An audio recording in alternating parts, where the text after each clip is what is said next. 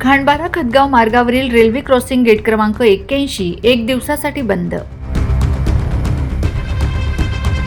Khandbara खतगाव railway मार्गावरील railway crossing gate क्रमांक 81 येथे रेल्वे लाईन दुरुस्तीचे काम हाती घेण्यात येणार असल्याने हा रेल्वे क्रॉसिंग गेट दिनांक 1 जानेवारी 2026 रोजी रस्ते वाहतुकीसाठी तात्पुरता बंद ठेवण्यात आला आहे।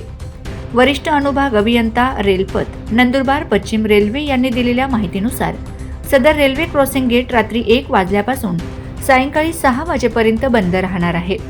या कालावधीत रेल्वे मार्गाच्या आवश्यक दुरुस्तीचे काम करण्यात येणार आहे।